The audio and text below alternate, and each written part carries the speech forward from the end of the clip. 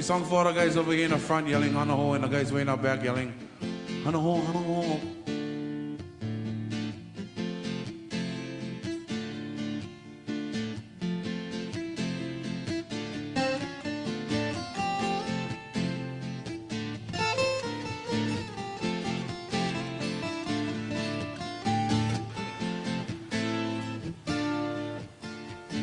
Rusty old steam pipes spin you away, letting him know it's another day in hell.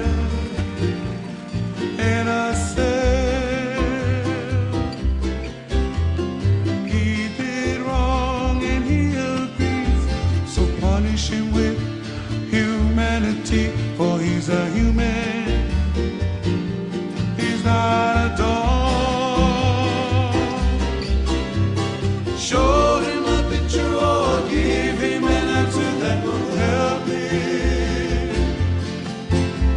He wants to free his body, he wants to free his mind. He's been in prison too long, here's his song.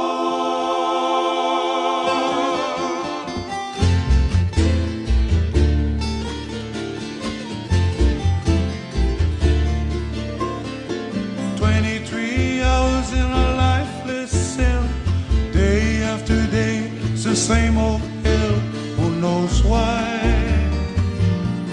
I'd like to know,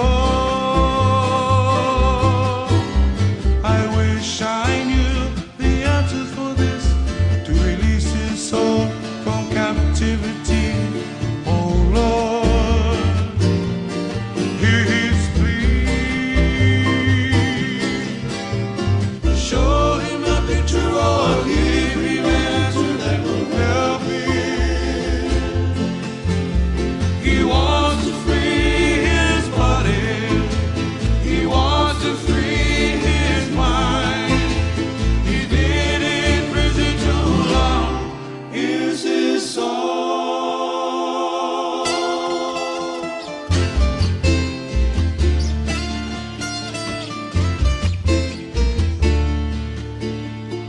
Rusty old steam pipes banging away.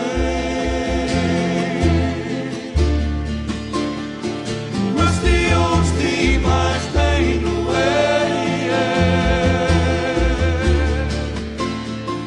Rusty old steam pipes banging away. He's been in prison too long, here's his song.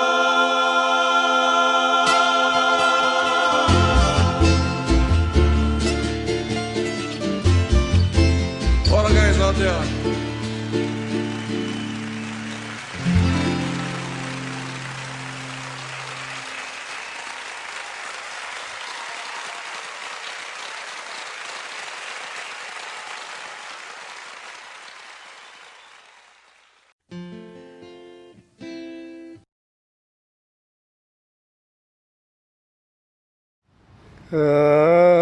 Wai lai ai gani kawai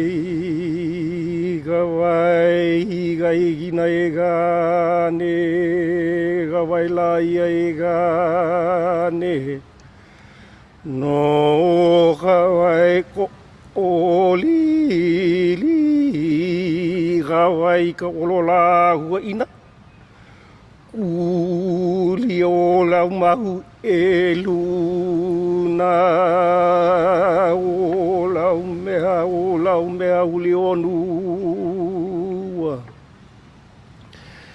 o kakai hoe gane olo e gane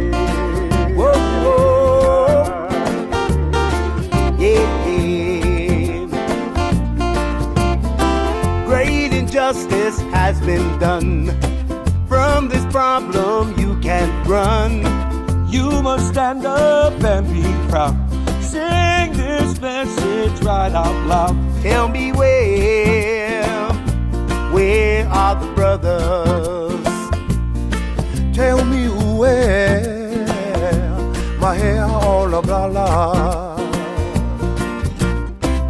100 years is much too long. Much too long. Now's the time to right this wrong. Sovereignty is in our hands. So come on, brothers, make a stand. Tell me where are the brothers? Stand up and fight. Tell me where are the brothers? Too many brothers fill out jail, live their lives in a hopeless hell. Must think first and do right. We need you all to win this fight. Whoa.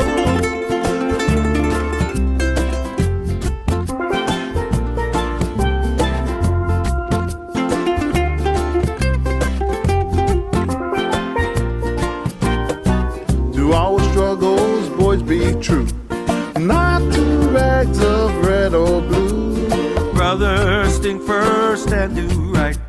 United we will win this fight.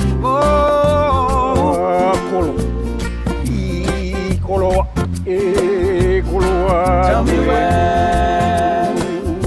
where are the brothers?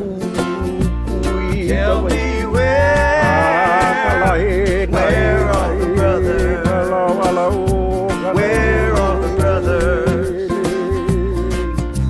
Oh yeah, tell me, great injustice has been done. From this problem you can't run. You must stand up and be proud and sing this message right out loud. Tell me where are the brothers? Tell me where are the brothers? 100 years is much too long. Much too long. Now's the time to right this wrong. Sovereignty is in our hands. So come on, brothers, make a stand. Tell me where. Too many influxes of Where are the insanity brothers? that come upon us that when we gotta think about how to be we just almost unprepared. So we enjoy the stricture of jail. Oh, yep, I say. Too many brothers fill our jails, live their lives in hopeless hell. You must think first and do right.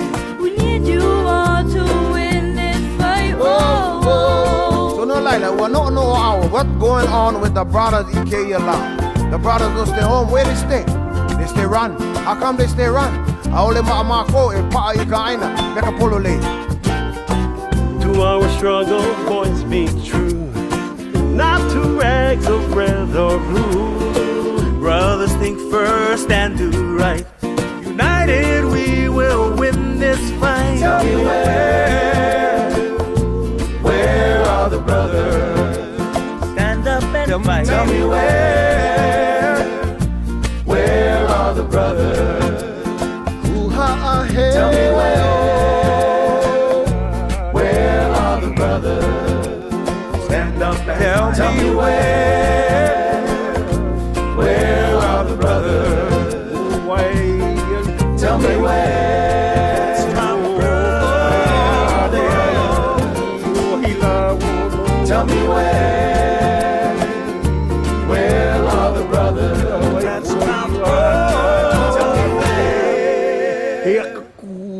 Kau I kamanawa ku mai e la I poheleaga ne I nage o au mano ka hele ana e ka ne I ke ala kapua I akua kapua I no hina e no kapule no ka nai no ka ne ke aku ala e. Na ano hoi I manawa pa I ana kawan kira ka sepia.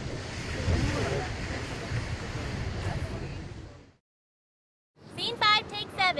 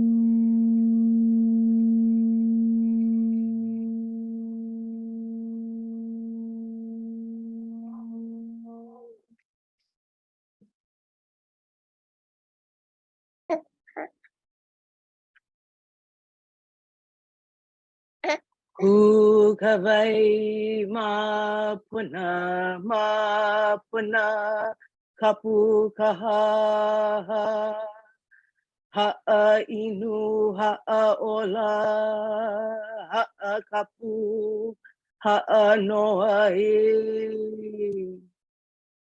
e na kupu kupu o na kupuna. E malama kama puna, malama kama puna, malama kama puna e. I ola loa e. I mauli ola e.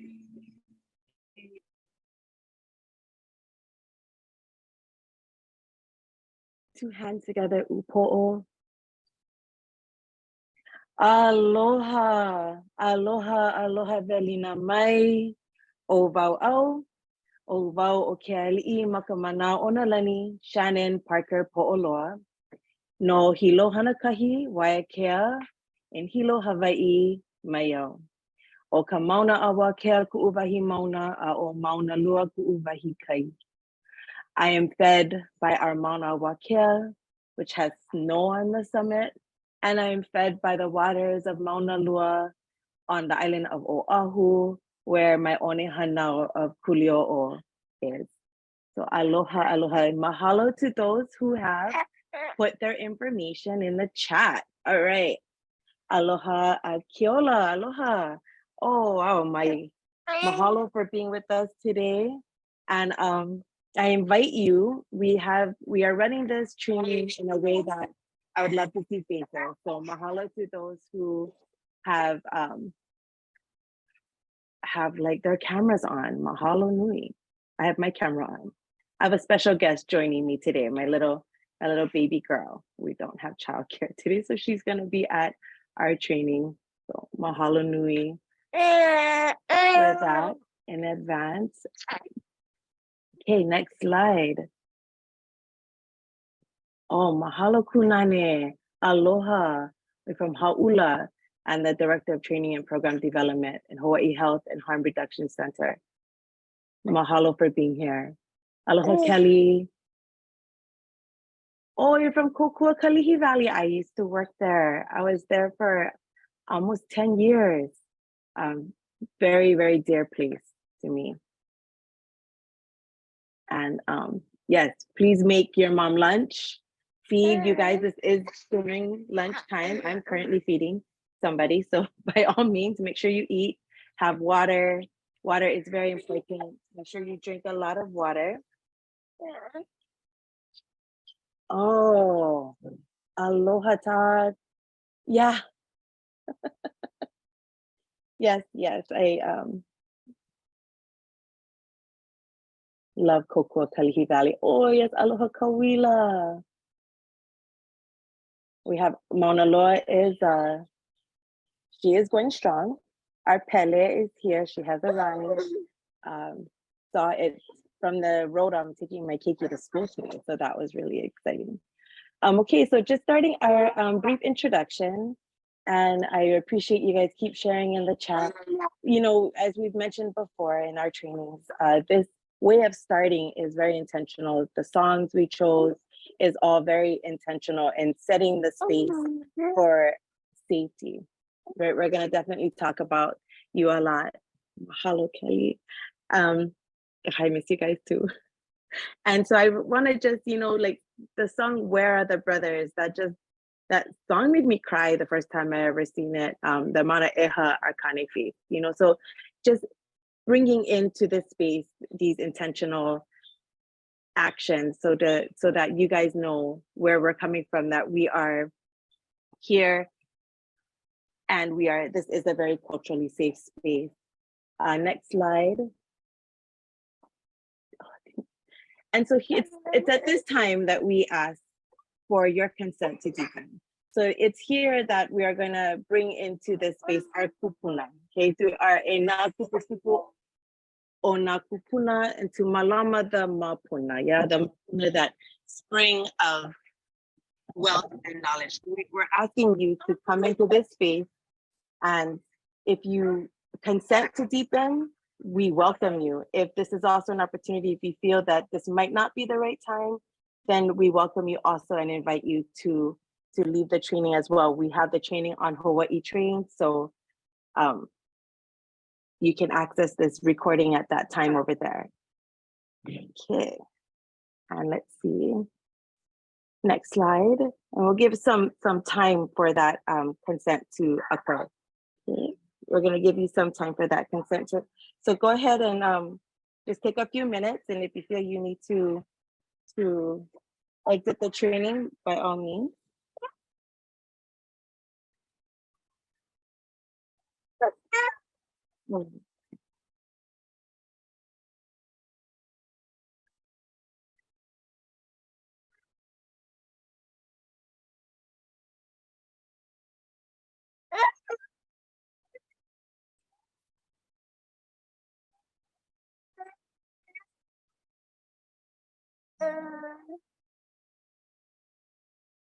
Okay, well, Velina Mai to the Native Hawaiian Cultural Intervention Training presented by the Māpuna Lab. This is work group 6 on law enforcement and first responders. You can move to the next slide. So who is this training for? You know, why are we doing this work? And it is for Nako Ohana Aloha, for our beloved families, for us, for each other, and for our community. He papahana keia e ho'ohanohano e naka o ke ao o iwi, e paipai I ko ka ko mauliola. This training series is to honor the Aboriginal, to honor the Indigenous, encourage, engage, and feed the roots of our cultural identities. Who also is this for? For Naka Pahu Ma'ukele, for our surrounding forests, for the systems of true justice and health. This training is meant to provide the Hawaii Opioid Initiative's work on Group 6, law enforcement, and first responders with an opportunity to engage with community members in cultural learning through the Kanilehua Framework. This is also an opportunity for the community and other organizations to learn more about our work group and join if interested. Next slide. And our learning objectives. So as you know, we offer CEUs for attending this training. And that again, it's on the Hawaii Train.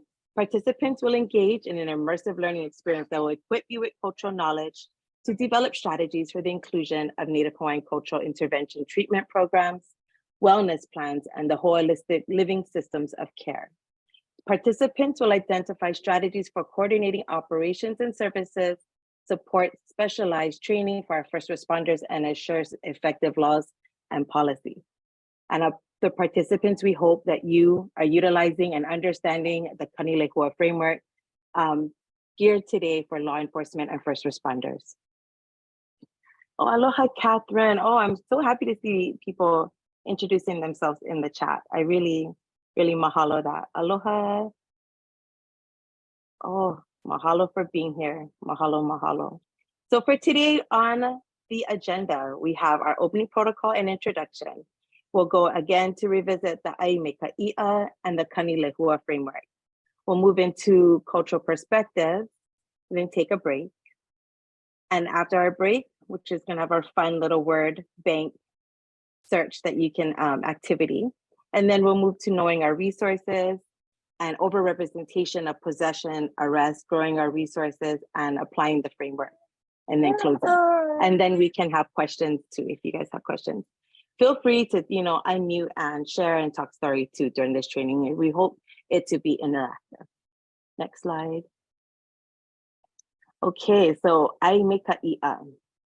The Me Ka Iʻa comes from the olelo no eao e komo ka ai I ka pa'akai. So it is the salt that makes the poi go in. As you guys know, in Kawahiko, when we would ai, it was always with a big umeke of poi in the center, and all that went around the meal was around the umeke. So you'd have meat, you had maybe poke, limu, i'a. But if you didn't have i'a, you didn't have meat, pork was not an everyday thing you ate either, so it was mostly during, parties or festivities or celebrations or ceremony. So if you didn't have that, then you could make a meal of salt and poi. And so what this means is that there is knowledge, and we're going to teach how to apply that knowledge deeper. Next. So revisiting our Kanilehua framework. So we'll begin with the Kanilehua is a name of a particular rain in Hilo.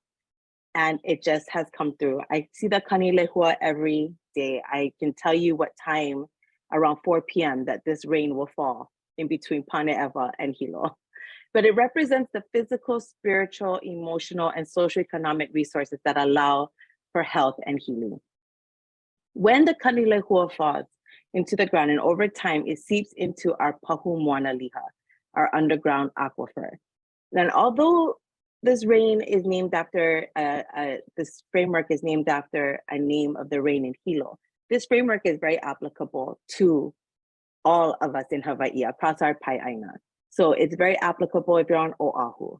And when this rain falls towards that underground aquifer, the Pahumoana Liha, right now, Oahu, your Pahumoana Liha is very at critical level. So I want you to really look at this framework as being an immersive, interactive framework you can use that's applicable to what we're currently going through.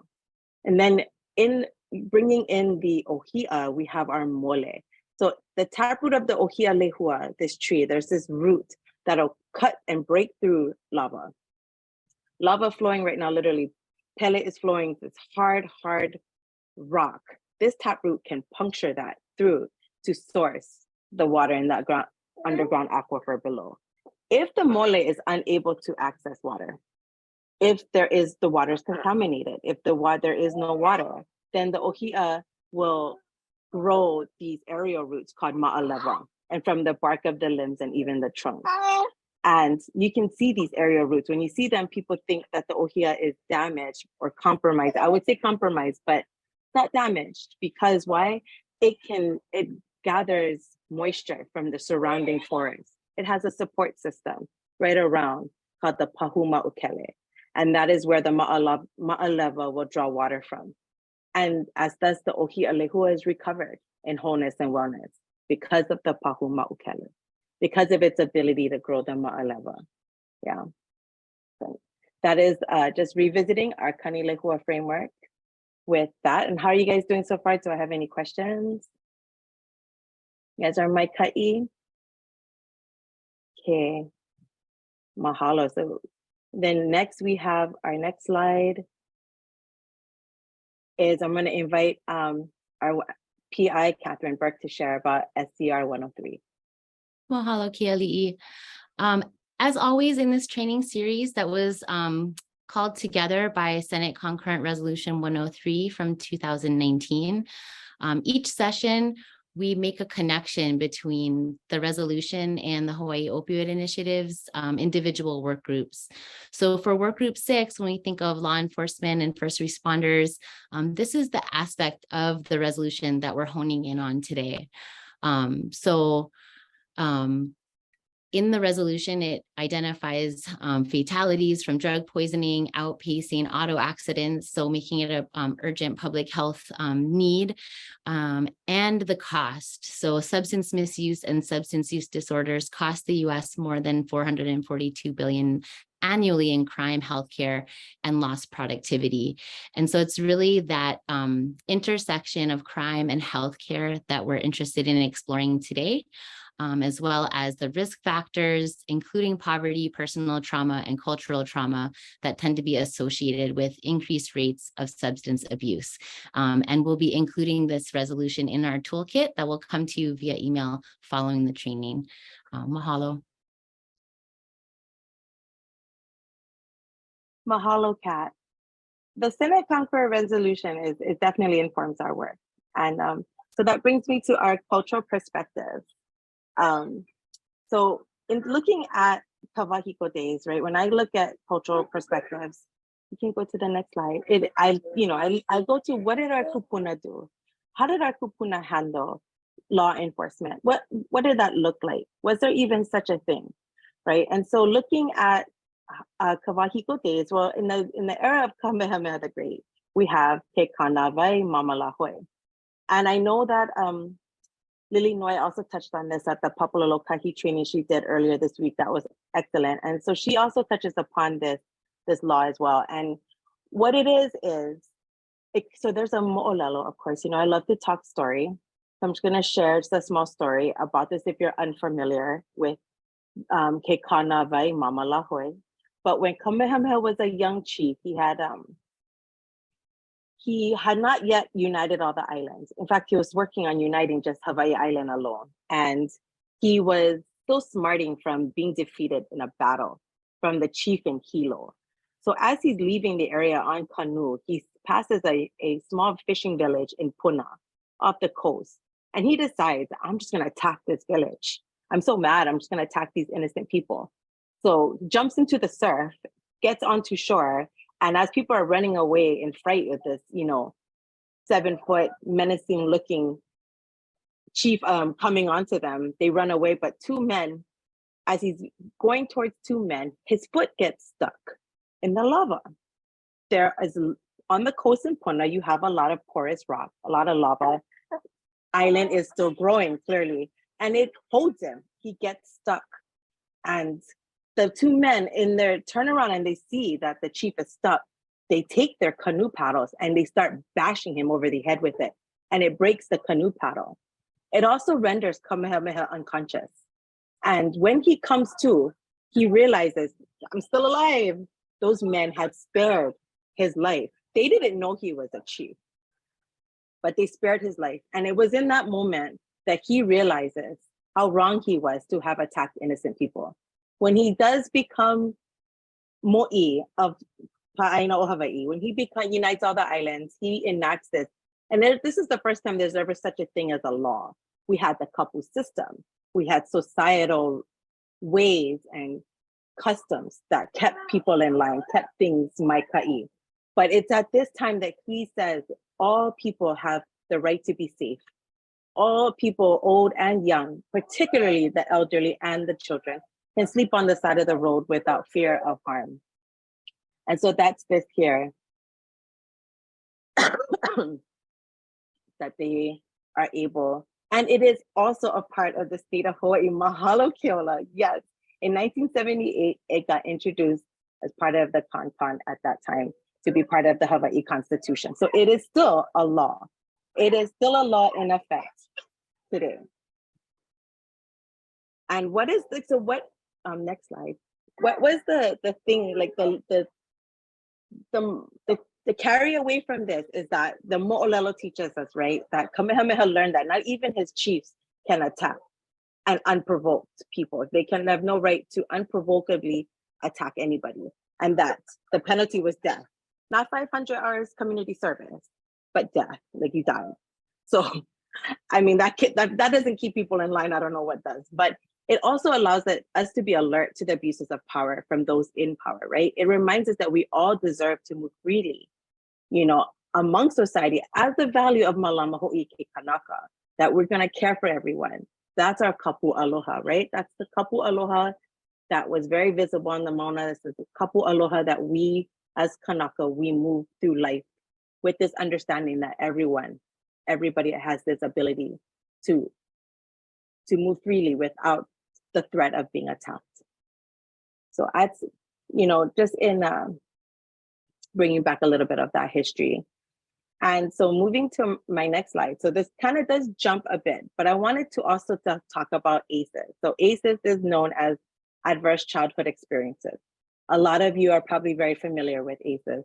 It has been researched and revisited many times, but its three most basic components is abuse, neglect, and household dysfunction. In abuse, there's physical, emotional, and sexual. Neglect, you have physical and emotional.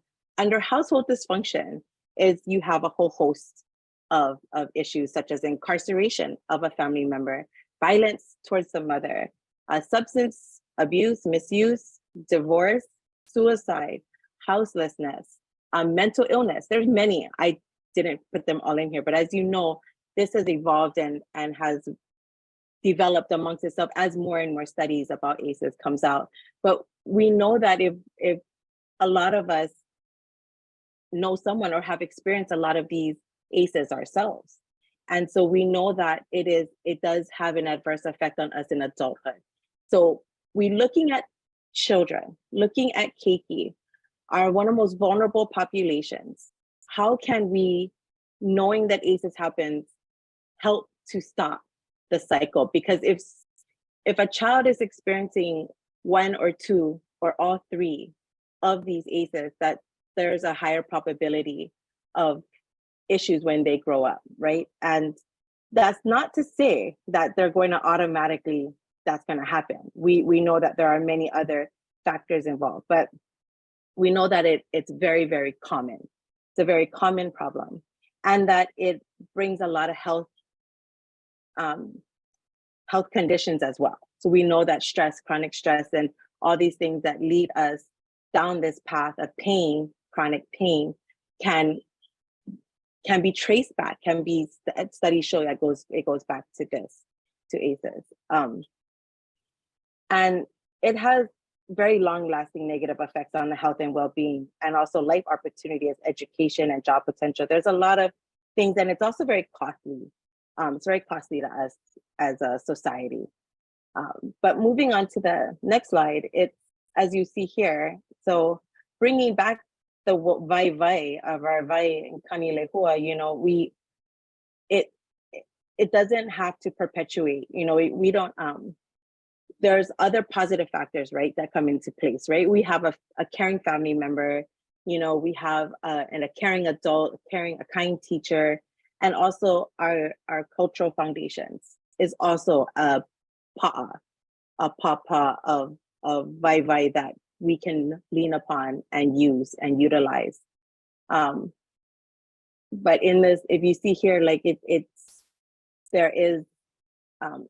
can have this effect, and where it affects most than anything, honestly, so flipping the script, right, that is preventable, but even flipping the script further. So to the next slide, going all the way back. Now we're gonna go back. We're gonna go to the realm of po, okay? Looking at how things such as incarceration, right, of our kane, taking the men away from their families, from their communities, the stigma, the shame, all the things that come with these conditions that perhaps may lead one to substance misuse. Divorce might be highly probable, right? All these things. Going back to the source, yeah, ho'i kawai, back to the true wellness, begins in the realm of po, before creation of life forms, in the mother, it begins. And so it is here that the father, looking at this illustration, I am utilizing a birth plan that was taught to me during my time at KKV in our Kalahua Kapo. And Kalahua Kapo is a birth class, it's a program that is focuses on Indigenous birth. Hanai Hapai Wahine is our birth class. So we would offer a 9-week class to Indigenous couples looking to integrate Indigenous ways of birthing while pregnant, hanau, and afterwards. And so that's what this is. This is our birth plan. So when we would work with our couples creating a birth plan, it wasn't about like, okay, what are we bringing to the hospital? It's in our hospital bag. It was no, who is going to be there? Like what is their kuleana, right? And so in Indigenous birth, the kuleana of the kane was that of a pale keiki. It was his role to bring forth his keiki. Mama's role is to open up. All mommy has to, her kuleana is to open and bring forth pe from the realm of po. And it was the kane kuleana to be that pale, to be that protector, right? And then in this ripple effect, in this ancient Indigenous, currently still being used system, right? Encircling this nuclear family, you've got the midwife, the doula, the OBGYN, the nurses, right? That's who's encircling papa, mama, and pe. And then encircling even them, you have your outside, the people cooking, tutu cooking the meal for mama to eat after she hanau. You have uncle, aunties, you have the ohana, you have friends that are saying pule, that are offering oli for mommy to hanau safely, right? And then you have the aina. You have the aina that this hanau is occurring, this life altering, right? So you have the aina, you have the one hanau, the sands of their birth. Where is that? Where is that home? Or what aina is important to that person, right? You have the piko. Where would we put, Pei's piko, or their ieve? Where are we gonna kanu their ieve, plant their, what is the vai that feeds this family? That's the aina. And encircling all of this is our keakua, our aumakua, right? And whoever keakua is to you, who do you call on for strength? Who do you pule to? That's Jesus. Haumea, Papa Hanau Moku. That is the circle that encompasses everything. That is the spirituality that holds everything to that sacred kapu. And so when we disrupt this ripple effect with incarceration, with other ACEs, then the very thing before life is disrupted. So when we're addressing this issue, I want to go all the way back. We're going back to Po. We're going back to the source, to the very beginning. And it's there that we fix, or it's there that we look at and address and work from. We're working from that people. So that's just a little bit about really the role of the kane in families traditionally, was one of a pale. So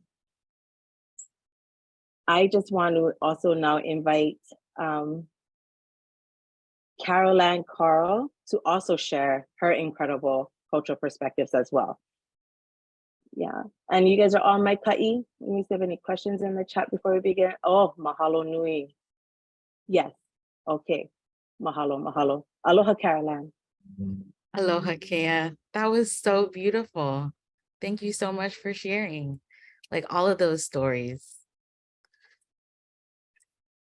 Good morning, everyone, or well, good noon. I'm Carolann, and I'm going to be sharing a bit of my cultural perspective as well. In Pacific Island cultures and in indigenous cultures the world over, we find great significance in origin stories. When you understand your past, you can become more accepting of your present. When you're more aware of what things are rooted in, you understand how they came to be. And then you can also use that information to transform them and look at what they can be. And so for today, I thought it would be really important for us to look at the origin story of law enforcement in the United States. In the early 1700s, the earliest iteration of what we know as the police departments today was slave patrol. Slave patrol was implemented specifically to protect property, control enslaved folks, and stamp out uprisings. Slave patrol had all the power to pursue, apprehend, and return runaway enslaved people. They existed right up until the end of the Civil War in 1886 with the passage of the 13th Amendment, but they didn't disappear completely. Militia-style groups took the place of these slave patrols, controlling and denying access to equal rights to freed enslaved folks, enforcing Black codes, and local and state laws that restricted access to general freedoms. Then in the 1900s, when Jim Crow laws and state and local statutes were introduced, local municipalities established police departments to enforce and exert excessive brutality on African Americans in violation of these laws. Presently, there exist several US federal Supreme Court rulings and other court rulings, including Town of Castle Rock versus Gonzalez and DeShaney versus Winnebago, just to name a few, just to name two, that maintain that police are not required to provide protection to citizens, but to property. This is a really important understanding to have, because now that we understand what the roots of this part of this system is, now we can begin to digest everything that we've witnessed in recent years between the turmoil of communities with law enforcement. And now we can also begin to think about how we can transform this to leave a better tomorrow than the today we've known. Last year, a group of Pacific Islander artists were commissioned by Empowering Pacific Islander Communities, a nonprofit based in California, to look at these origins and the present and to begin dreaming about that future together. And I wanted to share with you folks the poem that I wrote as a result of that project.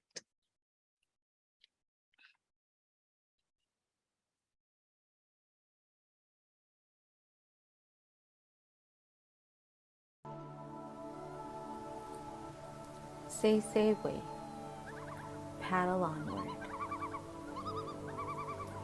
In my mother tongue is a proverb worth channeling. Chuka and war, chubuchuk war, seisei, canoe trees falling, canoes paddling.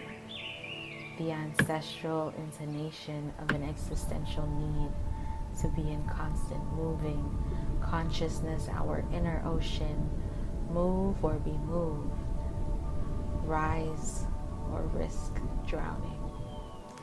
In a world where ignorance is bliss and profit beats human life on the priority list, where complacency, comfortable, and power defined by material, canoe trees are felled and canoes must be paddled.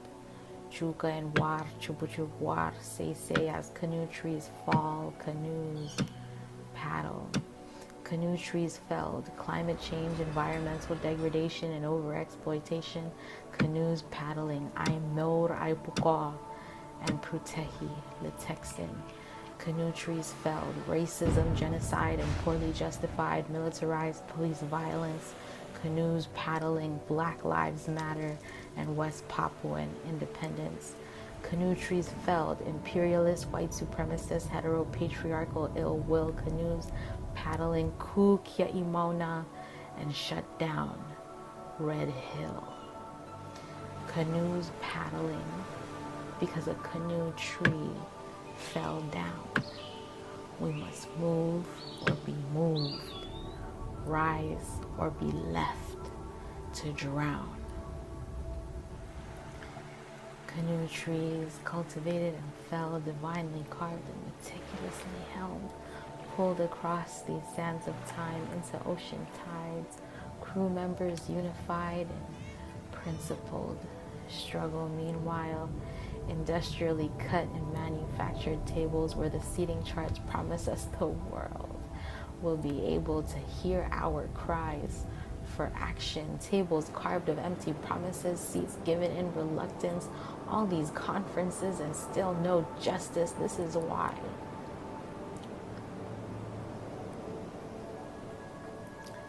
While they carve tables, we carve canoes. Because if we are to keep existing, we must move. Guided by ancestors, knowing sitting idle would be fatal, it is time to take up your paddle and help keep the canoe stable. Master the ability to thread that paddle swiftly, because no one is free until we all are free. And until then, every single day, chuka and war chupuchup, war sisi.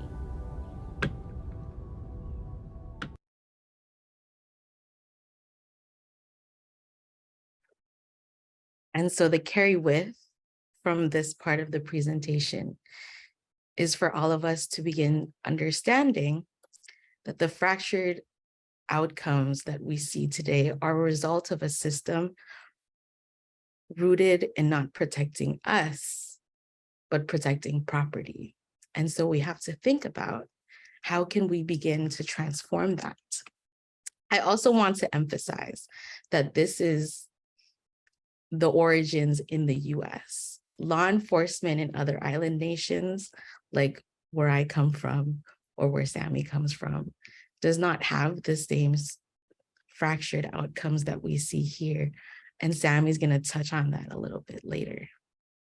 Thank you.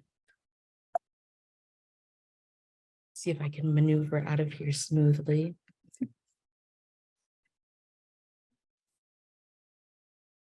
Oh, mahalo. Mahalo piha, Carolann. I love your voice. How often do we get truth served to us with such a melodious voice? It really is very impactful. I want to invite our amazing Sami to also share. All right, happy days and tiro everybody. So I'm going to talk a little bit about what we're trying to lean into today, which is personalizing public safety.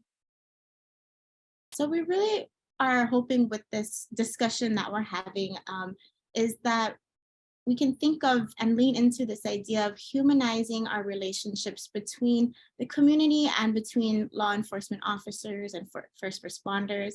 So first I wanted to talk about implicit bias, which is our gut reaction to a person or a situation. And this reaction is influenced by our personal experiences, other people's experiences that they have shared with us. It's influenced by how the media portrays people and how people are portrayed on like TV shows and movies, and all of these things, whether we recognize that it's happening or not, create this influence in us that when we look at this picture on the slide, we see that we feel that maybe the kapuna is innocent and safe and warm and loving, and maybe the man is the opposite, and we should be on edge or we should be on guard, and that image could potentially create a problem for us. And so in law enforcement and even in healthcare, which is my background, we're responding to what we think is a problem, than rather what we know is a person. And so in this quote that I have here from this research article titled, "When Empathy is Not Enough, a Reflection on the Self-Experience of Black Boys in Public Spaces," it says, "They approach me in a half-hesitant sort of way, eyed me curiously or compassionately, and then instead of saying directly, 'How does it feel to be a problem?'" Next slide, please. So in one way we can address our own implicit biases is through intersectionality, trauma-informed systems of care. And I know this is a very long word, so I'm going to break that down. So one way intersectionality is defined is as a framework for understanding how aspects of us, of a person's social and political identities combine to create different modes of discrimination or privilege. For example, like in some spaces, I'm a PhD student, and so I have privileges where I'm not being discriminated against and maybe just held in higher regard. And then in other situations, I'm a brown island girl from Saipan, from the Micronesian region, and that can be used to think that, oh, I speak really great English from coming from over there, or I know how to act in a certain way that people may discriminate, like, oh, because you're from here and what we've been trained to see and think of as a Micronesian person, and you're not matching that, so you're different. And that's an implicit bias, right? That's experienced because that's not true. But we've been trained to think like these characteristics are assigned to this group of people. And so we expect that with all of our interactions.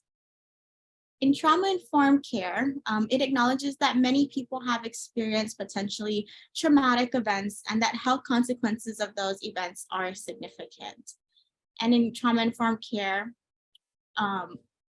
it's something that we want to, this is an idea of kind of having public health in all policies, in all organizations, because everything we do is related to health. Whether you work whether somebody works in engineering, the design of a building, having green space and windows, like those are elements to a person's wellness and who works there, who lives in that building and the surrounding area. to law enforcement, where the relationship that's been trained and established between law enforcement and the community is one that is not reciprocal, and one that has an authoritative figure and somebody who just needs to be obedient in the situation. And we know, whether outside of law enforcement, if we have like a micromanaging boss or an older sibling that's like that, those relationships don't flourish. There's no connection, there's no love. It's very hard to see and understand each other. And so with this, we wanted to uplift the basic elements of the intersectional trauma-informed systems of care to serve also as elements in how law enforcement can operate in the community to help humanize relationships. And so those elements are striving to ensure a safe environment, providing a sense of stability, maintaining a consistent treatment relationship, and tailoring treatment to the individual. And some of this also relates to the work that we do with substance misuse and whatnot. But really just to shift to a world where our interactions are people over policy and using empathy and compassion. Next slide, please. And so with that, I wanted to share, as Carolann mentioned, so I come from Saipan in the Northern Mariana Islands, and I wasn't raised in an environment where I ever feared the police. I was sharing a story that when I was young, or when I was in high school, I had this huge banana spider in my house and I was alone and I was terrified. And so I called the police. I didn't call 911, but I called the police and I just said, hey, is anybody free to come and get this banana spider? Because I really, I'm not gonna do it. And they sent somebody and they came and they're like, girl, you okay? Where's the spider? Like, we'll take it out for you. And then even as a kid, if you see me in real life, I'm only 4'11". So in high school, I would drive my little Volkswagen Beetle. I was the only one on island with that car. And I get pulled over a lot because they don't see the driver. They're like, so when then they see me on the side, they're like, oh, this girl does not have a license, right? So they pull me over. I have to prove that I have my driver's license. But those interactions were never that, it was for like the larger good, community safety, and making sure that I know how to drive and that everybody is safe. It wasn't penalized if something was wrong. It was a conversation that was had first. And law enforcement in Saipan is really driven by our cultural values and thinking about the community and who's in it and our relationships to each other, and having respect for each other, being family to each other or knowing each other's family, and really being in service, right? It doesn't serve the community if we criminalize every action, if we put everybody behind bars. That doesn't provide any service. But what does is if we help them through the situations and help them navigate the system rather than be a part of the system.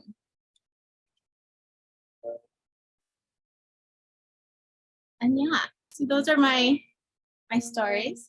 Thank you. Awesome. So we're going to take a quick little break. And so during this break, we know it's around lunchtime. So if you guys want to get some water, get some food, by all means, feel free to do so. If you want to stay here and chill, we've prepared a fun little word search for everyone. So for those of you who are returning, you might remember how to annotate and participate in the word search.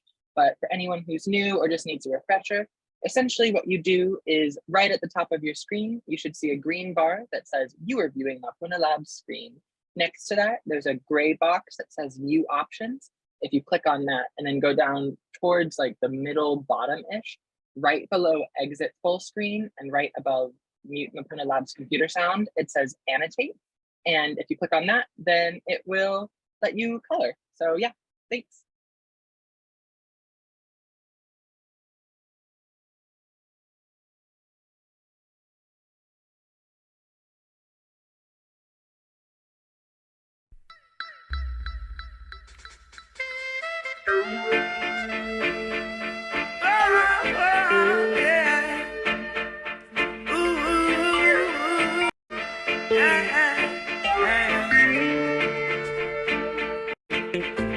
They can't keep a good man down. Always keep a smile when they want me to frown. Keep the vibes and I stood my grounds.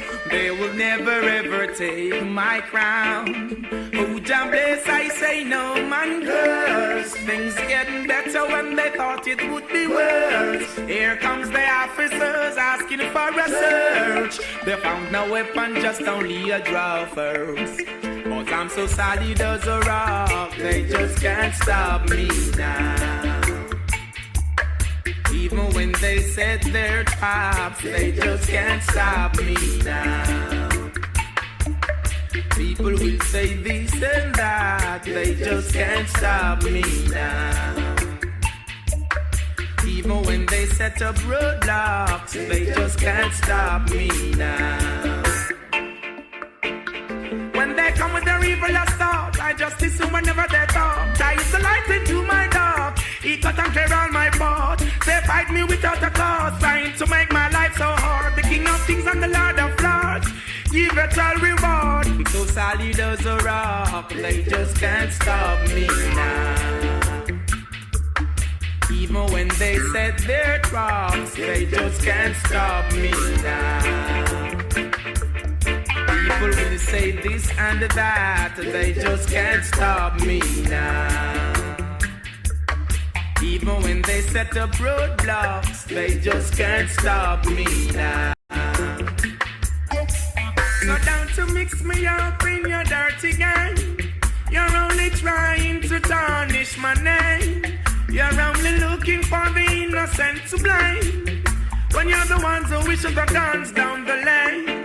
You only cause destruction and the pain, but the righteous believes in the rain. Love is all I got to give and I'm not to shine. Looking for the future, the sky I can't tame. Cause I'm so solid as a rock and they just can't stop me now. Even when they set their traps, they just can't stop me now. People will say this and that, they just can't stop me now. Even when they set up roadblocks, they just can't stop me now. So they can't keep a good man down.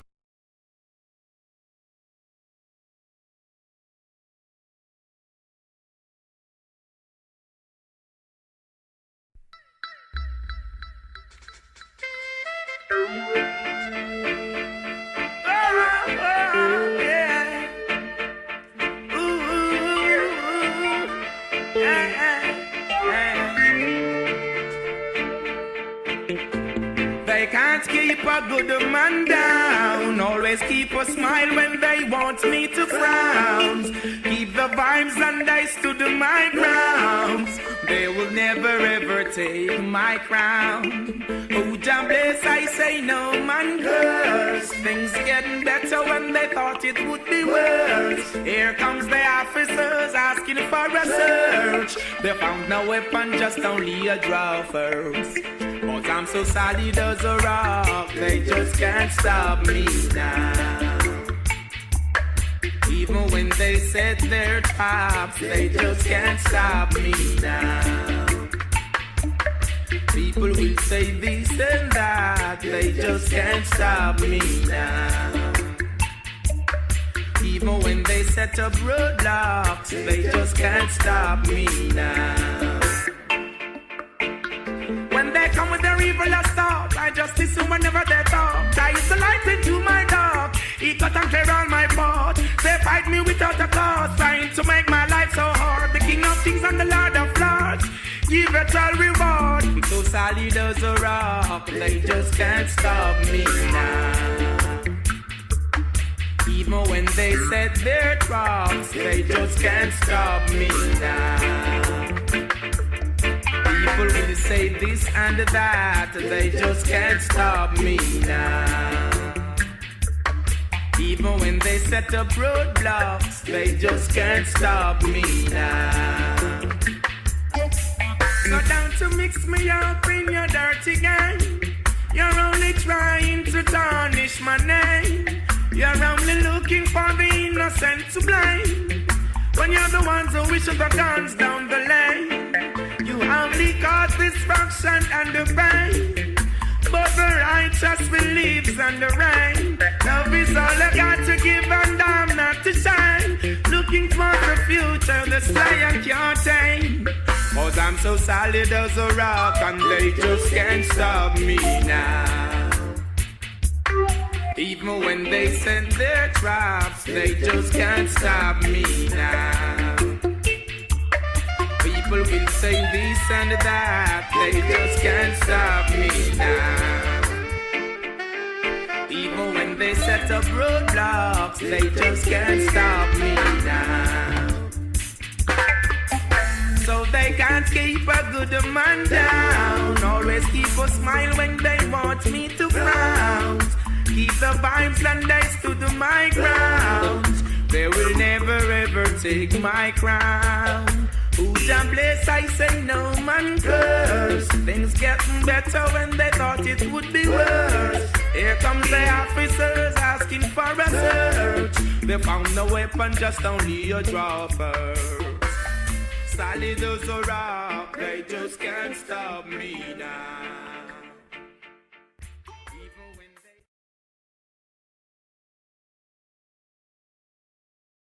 Okay, so it looks like we got most of the answers. Good job, everyone.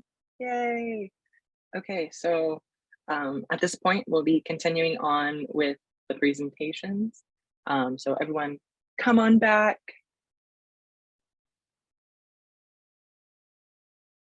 And yeah.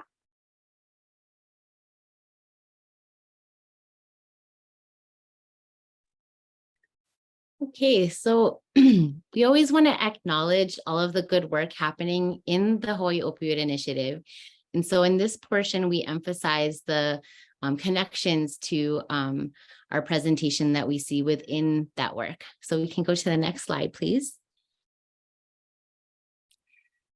In the 2021 evaluation of the Hawaii Opioid Initiative, a project associated with law enforcement was included among the achievements of this work group 6, as one of the strategies to meet the work group objectives assigned for the work group. So the Maui Police Department Law Enforcement Division or Assisted Diversion Program LEAD is a program that offers diversion from the criminal justice system to public health to reduce recidivism and reduce the cycle by providing access to public health services. So in 2020, of 372 outreach field contacts in their first year, they enrolled 37 clients, half of whom were Native Hawaiian. So we'll provide the link to this report and its totality in the follow-up to this session. Next slide, please. But just to emphasize the good works happening with the LEAD Hawaii program, we have one highlight from the program evaluation offered by Hawaii Health and Harm Reduction Center. And we do have some folks from HHRC, H3RC, HRRC, all of the acronyms present with us today. So we do invite you to share any connections you see or updates related to LEAD. But in general, they found that 55%, they found in their evaluation report that there was a 55% reduction in citation encounters with law enforcement compared to 3 years before LEAD, a tremendous outcome, 40% decrease in visits to the emergency department in the last month after engaging with LEAD, 38% reduction in number of unsheltered days on the street after participating in LEAD, and 30% decrease in experience of violence, assault, or trauma after participating in LEAD. So really some strong connections to Sami's presentation and the effectiveness of this program. And the full link, mahalo Vivian for offering the link in the chat. And at this time, if anyone else would like to share anything more about the LEAD project, they did note that one of the biggest needs among their clients was housing. And so as we're seeing, but yeah, just With this information, we wanted to take a look at some of the data, and we can go to the next slide. We have an undergraduate research assistant, Jack Driggers, who's going to walk us through a case study that he was inspired to explore through our work together. Mahalo, Jack. Yeah, of course. So hi, everyone. I'm Jack. It's nice to meet you all. And so basically, for one of my classes, we had to do a final project and visualize a set of data. And so through my work here, and all of the conversations that I've heard and during the webinars, I was inspired to look at the overrepresentation of Native Hawaiians in possession arrests, specifically for synthetic narcotics. So that would include any synthetic opioids like fentanyl, for example. So next slide, please. Basically, this is population data from the 2020 census. And next slide. This is arrest data from 2020 from the FBI Crime Data Explorer. And so as you can see, the proportion of Native Hawaiians who were arrested for synthetic narcotics is significantly higher than any other racial group, which when compared to how the breakdown of the racial population is in Hawaii, it's a little disconcerting because there's not as many Native Hawaiians as other racial groups, for example, but Native Hawaiians are by far the most arrested for possessing synthetic narcotics. And so if we go to the next slide, we can see that Native Hawaiians are severely overrepresented for synthetic narcotic possession arrests. And this is really concerning because with our work with the HOI, we've done so much to the HOI in general has done a lot to help this opioid issue. And it's very shocking to see that it's disproportionately affecting Native Hawaiians. And so what this data is telling us isn't why it's happening. It just is telling us that it is happening. And so what we need to do as people who are looking at this data and who want to make a difference and who want to make a change is use our knowledge and our information and our experiences to say, why is this happening? What could be causing this? And so at this point, well, actually, next slide. One of the reasons that this is so important is because after you get arrested, that's just the first step in the whole criminal justice system. After you're arrested, you have to go to trial, and then you may or may not be incarcerated. And in 2009, the Office of Hawaiian Affairs showed a report that in this graph right here, it shows that Native Hawaiians made up the largest portion of people who were admitted to prison for drug offenses. So after being arrested, it's wild because you have mostly Native Hawaiians being arrested and then a lot of Native Hawaiians who are then incarcerated through that. And it's an issue that we're trying to address and we're trying to understand. But again, we can't properly address it unless we know why it's happening. So on the next slide, we'd like to hear from you all, what you guys think some possible contributions to the overrepresentation of Native Hawaiians in narcotic arrest data would be. And so at this point, feel free to I'm looking in the chat. Is this different from other drug racial arrests data in Hawaii, such as methamphetamine, cocaine? Yes. So on the FBI Crime Data Explorer website, they have different data on possession arrests, specifically for a broad variety of categories like synthetic narcotics, other dangerous non-narcotics. They also have cocaine and cocaine derivatives, stuff like that. And marijuana possession. So there's a bunch of different types of possession arrest data that they have. In this little preliminary study, I just looked at synthetic narcotics because it was the most applicable to the work that we do here. And so, yeah, so basically what we're trying to see is what do you all think could be contributing to that overrepresentation? And so feel free to say it as loud as you'd like, just with your voice in the chat, or if you are a little bit like, I know that this is a touchy subject, so if you want to remain anonymous but still want to contribute to the conversation, feel free to click the link in the chat, the Po'olab link that the Māpuna Lab put, and you can type your response in there and it'll be submitted anonymously. And so yeah, we can share that screen to see what people are saying. But if anyone has any contributions, Auntie Kathy, I see that you have your hand raised. Mahalo, and mahalo for all of you folks' dedication and awesome presentations. This is stuff that people outside need to know on a systemic basis. But in answer to your question, Jack, I've worked extensively with different cultures, not just Native Hawaiians, but I've also taught cognitive behavioral restructuring in the state hospital to medicated patients. And one of the things that I used was teaching without telling kind of concepts, because like you folks state, you know, if you're in a place of fear or whatever, I needed to create a safe environment. But the bottom line is that beliefs equal behavior. And so there's cultural behavior that has been in the DNA of Native peoples. So that's a factor. So if you were a person around my age, which I just turned 74, and you were Native Hawaiian and you were brought up knowing that you could go to a kahuna that still existed, that people cannot touch your body, they cannot touch your clothes. Because if they did that, they could possibly put something on you, spiritually or otherwise. In terms of trauma back, you know, in the cultural days, there wasn't so much sexual trauma as there is today. I believe that's a significant factor, not just in Native Hawaiians, but all of our cultural people across Hawaii.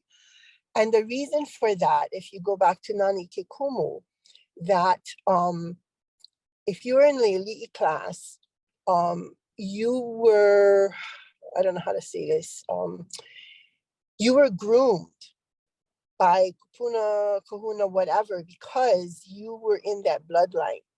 And in order to perpetuate that bloodline, that meant that your whole body had to be up to par. And so there were, I'm not gonna bring it up here, but there were practices done to take care of the whole body, particularly reproductive organs. In today's society, that would be considered sexual abuse, but that was not the situation. So therefore there was not trauma. And this was across Polynesia, not just in Hawaii. But other factors that I've seen and worked with side by side is that there is no translation that you can go to. If I go to Google and say, why are my cultural beliefs interfering with my success in life? No one has come to that point yet. You can't go and get that research. So what I learned is that, for example, I'll keep it brief. People believe that their probation officer is supposed to help them. They honestly believe that on a more social level. So when this came up in group discussion, I said, well, can we talk about that a little bit more? Where can you show me where you're getting that from? And they said, no, they're supposed to help us. So I says, well, actually, if you go to the statutes, they're technically not supposed to help you in the way you're thinking. They're supposed to help protect the community from you. And so when they heard that, and I said it in a loving professional manner because I felt that knowledge is power. I said, not every person is the same. What you're seeing, and you may have seen that you've had exceptional help from some people and not from others. So there's a sense of confusion. And when that exists, people cannot move forward because confusion contributes to trauma. Trauma contributes to confusion. And so it's a whole body that is not getting I call it nutrients, social nutrients that they need to become successful in the captive society, if that's how you want to label it.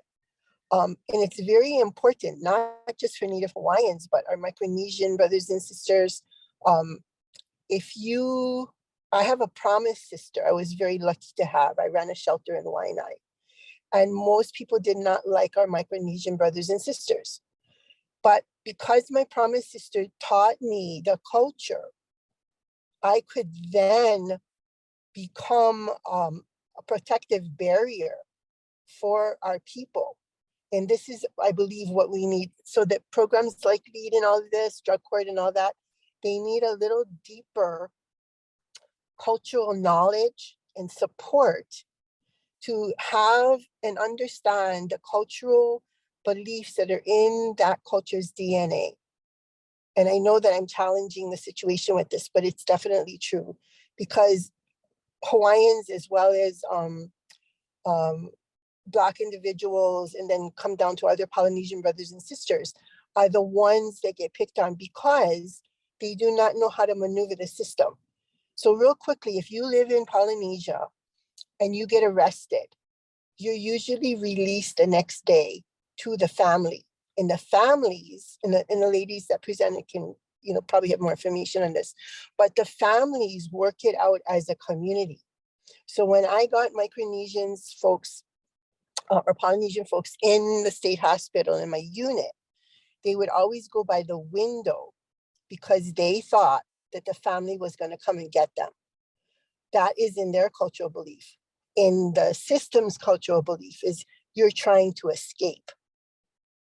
And so when the family came in, I would pull them on the side and explain what was happening to them, and strongly suggest that they send the person back to their island for a while and then bring them back. If not, they were going to be in prison.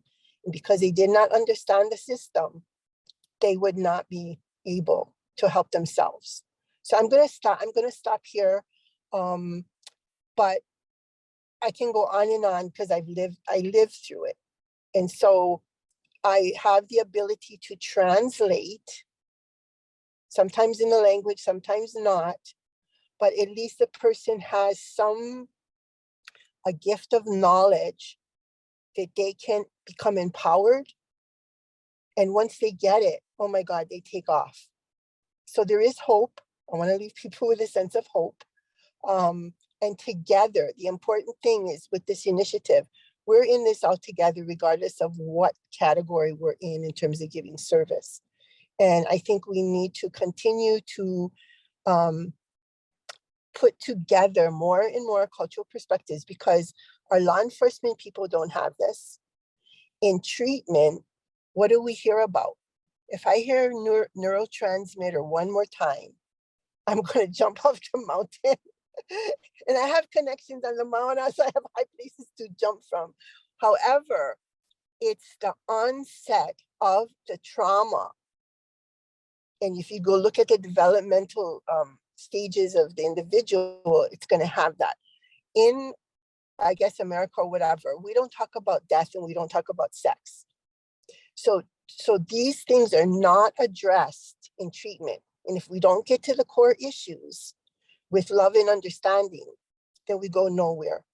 So I'm sorry I'm so passionate, but I just wanted to share that from my my past experiences. And also, as a Lomi practitioner, I do pro bono work, for example, with murderers or sex offenders, if that space is ready to happen.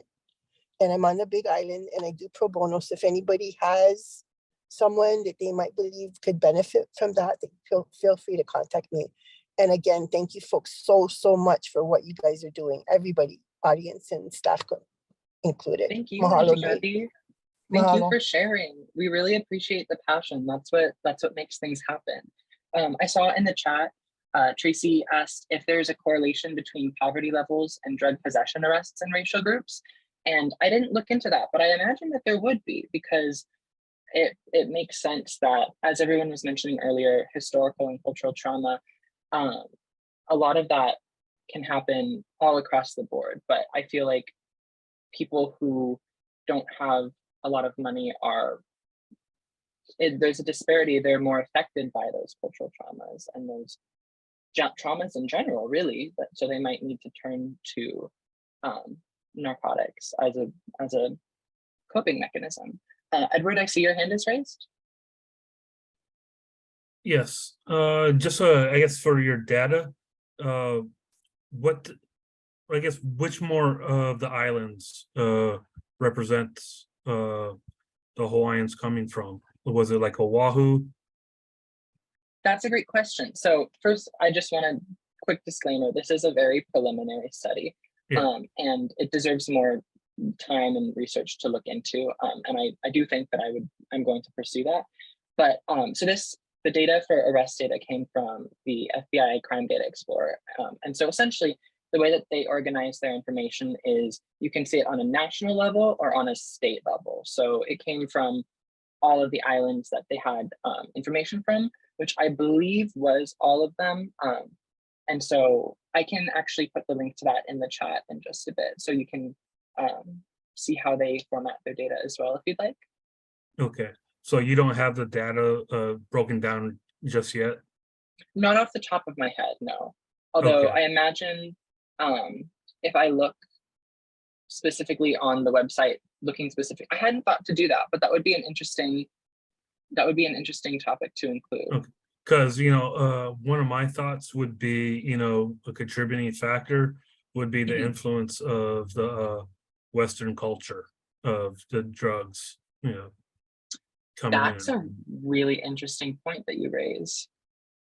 So, you know, I would want to say, you know, more of Oahu and Maui would be higher on that list because of, you know, the tourists and, you know, people moving here and buying up more of the land and things like that. And then the poverty level and more of the homelessness happening. Again, if you look at the data with the homelessness, you know, Native Hawaiians are up there on that data. And then just to touch on Kathy's, you know, comment on the probation officers, I agree with you 100% on that. So I just want to say that out loud. And that's my 2 cents for today. We appreciate it. Thank you. So I'm going to put the link to the FBI Crime Data Explorer in the chat. And so how it works essentially is that they have filters that you can look for and you can select the location. What I did was I selected Hawaii in general. They do have an agency selection. So they take data from the Hawaii Police Department. They take data from the Honolulu Police Department, the Kauai Police Department, and the Maui Police Department. And so I believe that those are the law enforcement agencies that submitted arrest data. And yeah, Gary Yabuda here from Hawaii High Intensity Drug Trafficking Area. The FBI data that you examined showed that synthetic opioids were the highest proportion of arrests were Native Hawaiians. Is that correct? Sorry, could you repeat that one more time? You referred to case the FBI Data Explorer to indicate that Native Hawaiians had the highest proportion of synthetic opioid arrests. So in 2020, out of all of the racial groups that were arrested for possessing synthetic narcotics, Hawaiians did have the most. They did make up the most out of that. They made up 189 arrests, and the next closest number of arrests by racial group was Caucasians at like 120, I believe. And my question is, you got that from the FBI Data Explorer? Yes, the FBI Crime Data Explorer. I put the link in the chat above, and you feel free to go and look at the data there. It's very, it's interesting how they break it down, really, because they have a lot of different, it's not specifically just possession arrests. There's a whole bunch of other information. So it's a really great resource if anyone's interested in looking at that. I'm familiar with the FBI Data Explorer, and being in law enforcement for 31 years, including the chief of police for the Maui Police Department. I never saw that articulated in FBI data. So if you can send me okay. that link, I'd like to see that where specifically it shows synthetic opioid and the characteristics. I'd like to see that. Oh yeah, for sure. I can pull that up. Give me just 1 second. Current year. Drug possession, synthetic narcotics. Okay. I can, if I could share my screen really quickly, I could show you that. Awesome.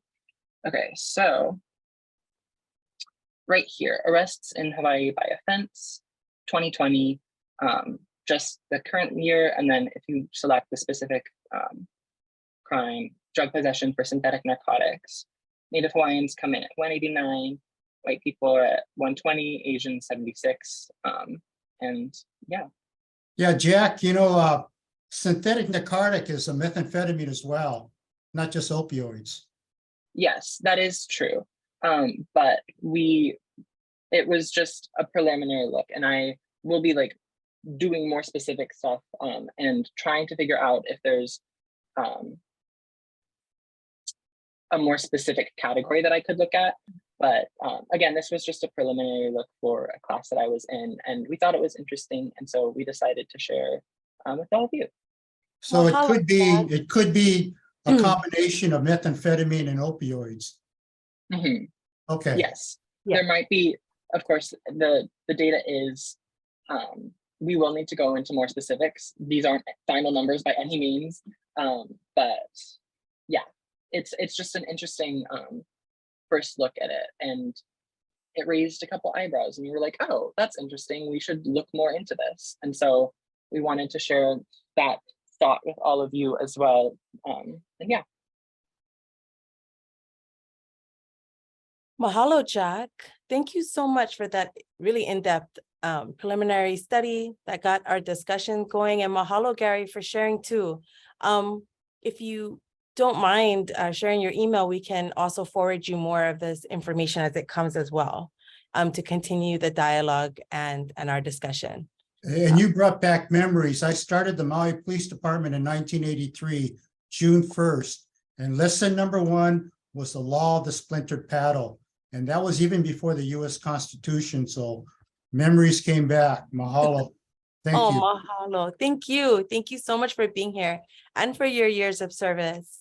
Very much. Thank you so much. I really want to mahalo everyone for sharing. Auntie Kathy, thank you for bringing it back to the very basic of just the interpretation and the cultural differences navigating our justice system, our criminal system. So it is really important to recognize that sometimes, when you're in the system, your identity in the community because stigma becomes, taken over, and you get lost. And that's one really quick way to get lost. So mahalo nui for sharing. Mahalo nui for everybody for sharing. And I just want to bring back our slide deck up. And before we move on, I know I just wanted to also quickly mahalo Dave. Was it David who shared in your quote about housing? So that was definitely one of the barriers that is seen in every single situation that causes the most eha is lack of housing. It really correlates everything spikes, all the other issues spike when housing is not stable. That very much is one of the issues that we are seeing. And I want to just, keeping with our schedule, because I don't want to go over, I want to honor all of your time. And I really enjoy this discussion. But I just want to pass it to Marion to share about growing our resources. Mahalo, you guys. Mahalo nui. Yes, thank you so much, Kea, for that wonderful summary and acknowledging everyone in the room and all the contributions that are happening. And so aloha, I'm Marion, and as you know, we're reflecting on the resources that are available to us, but we're also trying to grow our resources. So we're trying to curate resources for every webinar And if we could go to the next slide. So what we did was we took the objectives and the focus of today's webinar, and we created a database just for today's webinar. So it's a first responder services and info database, and you can go there right now if you'd like to. And the change that we made from our the database that we made in our work group 5 webinar is now we are actually correlating the data that we've been curating to the Kanilehua Framework. So if you want to, and this actually has been, it's like the first time we're sort of tagging the resources in accordance to the Kanilehua Framework. So it's a work in progress. I just want to put that out there. And then the resource tags that you see on this slide on the far right-hand side, you can actually search, check multiples of this. So you could check historical events, lead, and partnerships, and you can see what pops up.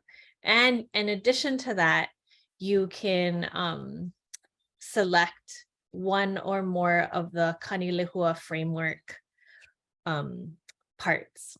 So feel free to, the other things that I do want to add here is that the historical events, if I may, kind of correlate to the Pahu Moana Liha. And then of course, completing our circle is, we have resources that are linked to Pahu Ma'ukele. What we've been talking about are the outside systems of support. So Kat talked about the LEAD program as one of the examples in today's webinar. If you'd like to contribute to our databases as we're kind of moving through the Kanilehua series, we do have an intake form on the next slide. Thank you. And you can, there's so much room for us to grow and expand these resources, and you can lend your expertise to us by enabling us to further curate these resources for our communities. Thank you very much. And if you have any questions for our team, feel free to send us an email at mapuna@hawaii.edu. Mahalo. Mahalo, Marion. So yes, I'm going to invite this time now. If anyone wants to add to our growing database, this is where we'll get to really share the meat of our work with one another. So we want to keep this networking happening, this coming together and sharing and coming together as the community, as the Pahu Ma'ukele. We are that surrounding forest to one another. So yes, Andy, let's get you that link. Thank you, Marion. Okay. Wow, the discussion just had me like, oh my gosh, and just all these points to touch upon. And it's really want to mahalo Auntie Kathy for bringing it back, because you are really living, you're coming from a depth of wellness, of a wellness of experience to touch on that not a lot of us here have. So mahalo for sharing, because this is the Ike Kupuna too, like saying that you've been doing the work for many years. So you've seen patterns and you've seen the struggles of those entering our system. So want to move to how now do we apply the Kanilehua framework, right? How do we go take all that we have discussed and let's look at our ohia, let's look at our linguistic framework that's going to inform how we move forward. So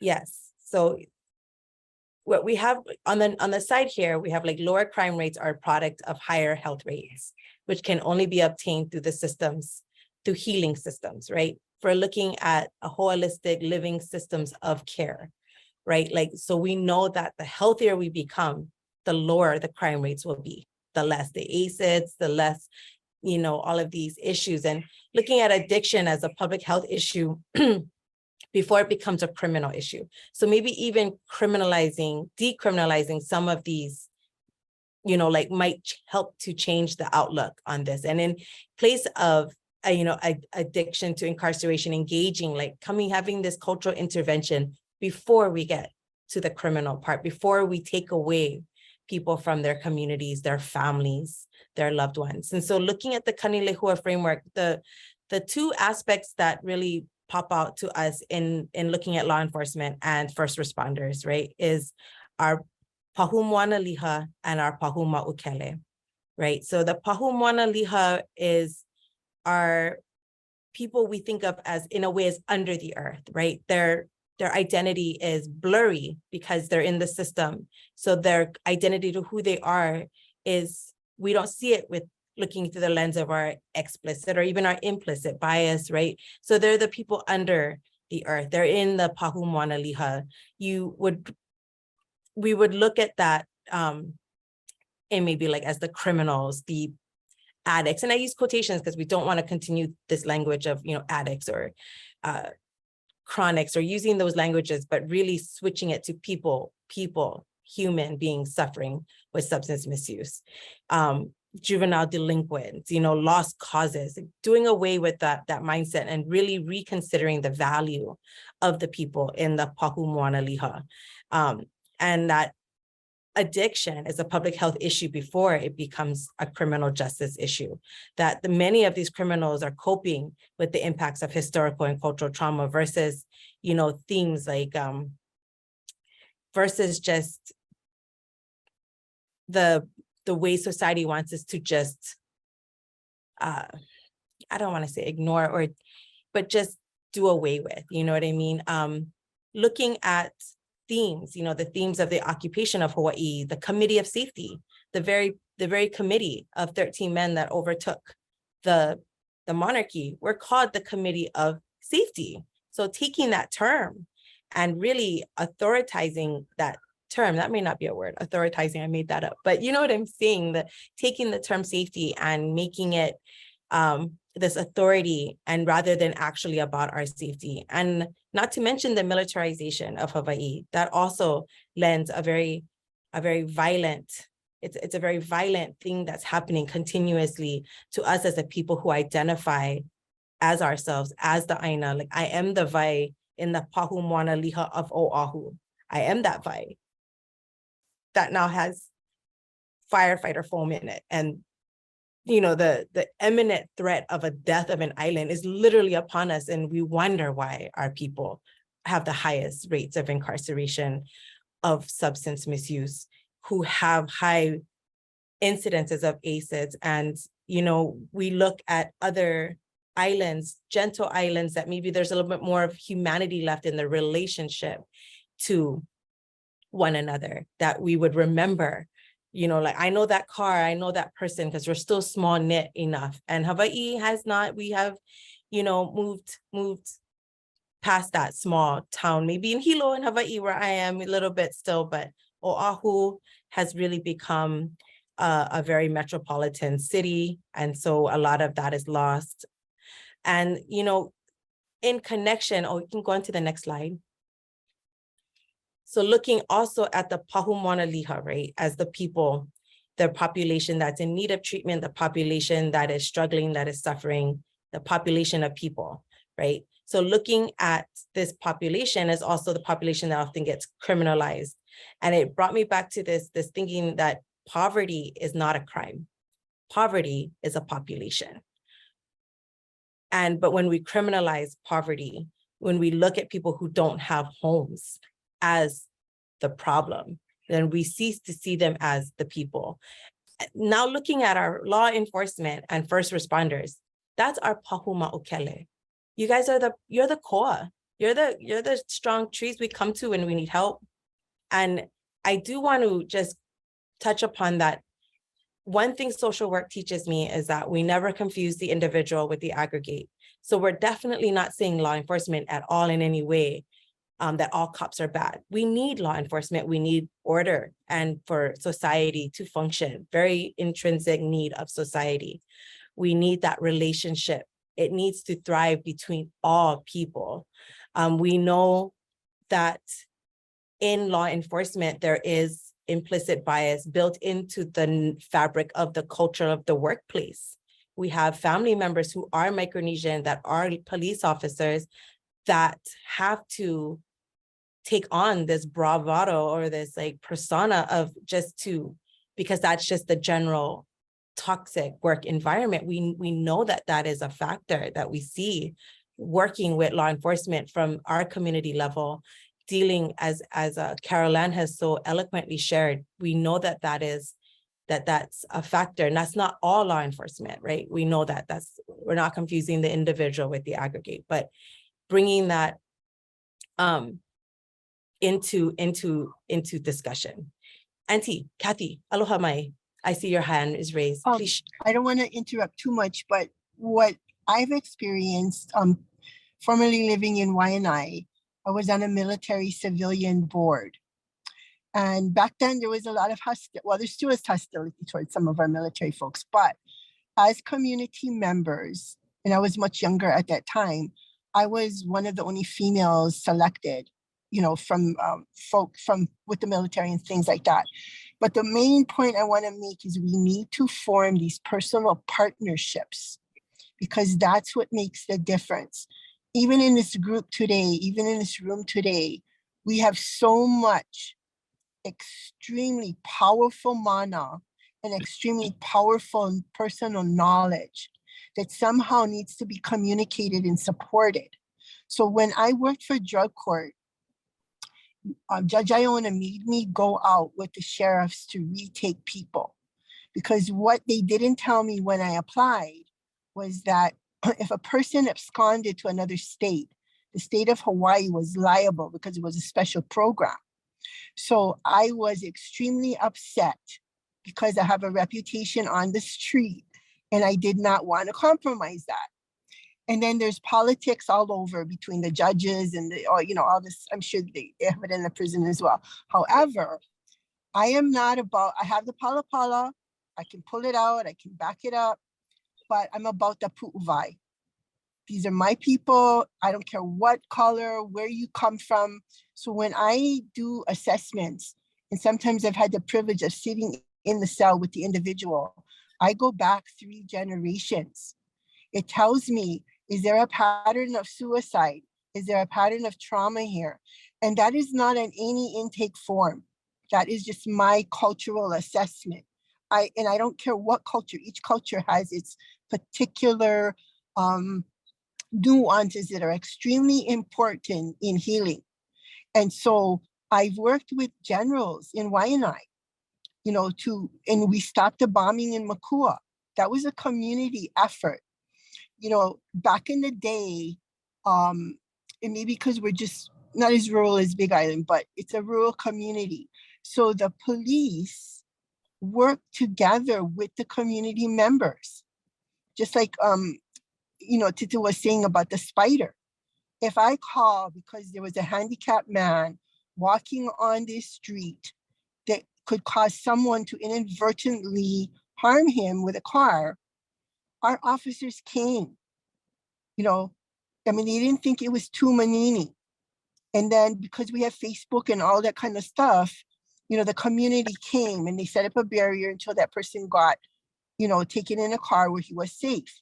That is what partnerships are all about. Trusting each other because you're there from the pu'uvai. Doesn't matter what kind of pala. People know people. And so this is what I believe is necessary. And maybe this, to grow like the roots from the tree, we have to grow them because no one's going to come along and give us a grant to grow it. We have to lead by example. So the law enforcement people that are here are good people. They have nui experience. We need them. We need everybody to share the mana'o so that we've used the multiplier theory to increase our ike, our knowledge. So I'm just throwing that in the pot, just like the salt with the poi, we have to make it ono. So mahalo, mahalo nui. Mahalo. I love that. Yes, bring the pa'akai.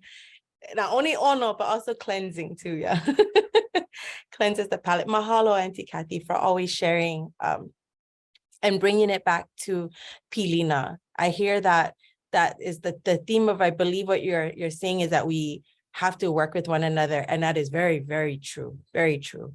And I mahalo our law enforcement for going out there in and day out and dealing with all of humanity at all the levels. And it's one thing for us to sit here at our computers, and it's another to go out and be in possible danger and, you know, just dealing with it all the time, day in and day out. So I very much mahalo our law enforcement and those in our audience as well that can speak to that, speak to a wealth of experience to that. So mahalo. Does anyone else want to share?